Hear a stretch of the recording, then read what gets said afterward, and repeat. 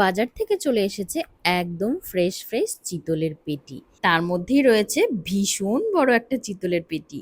এগুলো দিয়েই আজকে করব চিতলের তেল ঝাল। মাছগুলো কিন্তু ভীষণ ফ্রেশ, তাই একদম ঘরোয়া পদ্ধতিতেই পেঁয়াজ রসুন ছাড়াই কিন্তু মাছটা আজকে রান্না করব। চিতল মাছের পেটি কিভাবে রান্না হয় এটা মোটামুটি সকলেরই জানা, কিন্তু খুব সহজেই বাড়িতে কিভাবে ঝটপট আমি এই মাছটা রান্না করি সেটা তোমাদেরকে আজকে দেখাবো। আর যে কোনো বড় মাছ রান্না করার আগেই আমি বেশ কিছুক্ষণ সময় সেগুলোতে নুন হলুদ মাখিয়ে রাখার চেষ্টা করি, মানে মাখিয়ে বেশ কিছুক্ষণ আমি রেখে দেওয়ার চেষ্টা করি। আশা করি তোমরা সবাই জানো, এতে করে মাছগুলো কিন্তু খেতে আরো বেশি ভালো হয় আর ভেতরেও খুব সুন্দর নুনটা ঢুকে যায়। শ্বশুরবাড়ির সকলেই চিতল মাছের পেটি খেতে পছন্দ করে, কিন্তু আমার এই মাছের পেটির থেকে এই মাছ দিয়ে যে মুইঠাটা হয় সেটা খেতে কিন্তু বেশি ভালো লাগে। তোমরা কে কোনটা বেশি ভালো খাও কমেন্টে জানিও তো। তো চলো আর সময় নষ্ট না করে রান্নাটা এবার ঝটপট দেখিয়ে দিই।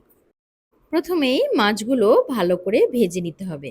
তার জন্য কিন্তু ঢাকা দিয়ে দিয়ে মাছটা ভাজতে হবে, না হলে মাছটা ওপর দিয়ে মনে হবে ভাজা হয়ে গেছে, ভেতরে কিন্তু কাঁচাই থেকে যাবে। আর মিডিয়াম আঁচে এই মাছগুলো ভেজে নিতে হবে। তারপর মশলার জন্য আমি এখানে নিয়ে নিচ্ছি কিছুটা আদা কুচি আর একটা টমেটো, এটা দিয়ে একটা পেস্ট করে নেব। তারপর মাছগুলো ভাজা হয়ে গেলে কড়াইয়ের মধ্যে সর্ষের তেলে জিরে ফোড়ন দিয়ে টমেটো আর আদার পেস্টটা দিয়ে দেব।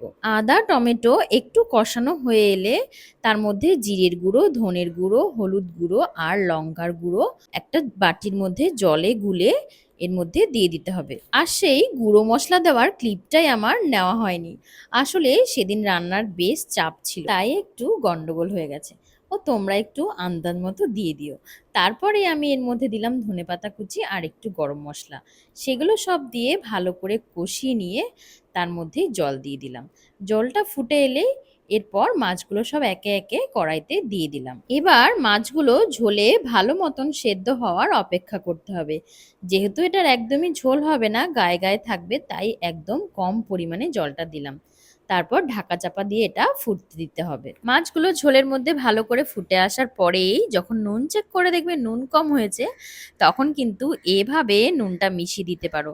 হাতার মধ্যে নুন নিয়ে একটু ঝোলের মধ্যে নুনটা গুলে চারপাশে দিয়ে দিলে তাহলে কোনো জায়গায় নুন কম বেশি হবে না। তো চলো, খুবই সিম্পল রান্না, রান্না প্রায় হয়ে গেছে। মাছগুলো ঝোলের মধ্যে খুব সুন্দর করে ফুটে গেছে আর সুসেদ্ধও হয়ে গেছে। এবার সব শেষে মাছগুলো নামানোর আগে এর মধ্যে দিয়ে দেবো আর একটু গরম মশলার গুঁড়ো, তারপরেই নামিয়ে নেব। ব্যাস, হয়ে গেল আমার চিতল মাছের পেটির তেল ঝাল। খুবই সিম্পল রান্না, কিন্তু খেতে হয় অসাধারণ। পেঁয়াজ রসুন ছাড়াও এত সিম্পল ভাবে মাছগুলো যে এত ভালো খেতে হয়, তোমরা কিন্তু বাড়িতে একবার এভাবে ট্রাই করে দেখতে পারো। রান্নাটা তোমাদের কেমন লাগলো জানাতে ভুলো না কিন্তু।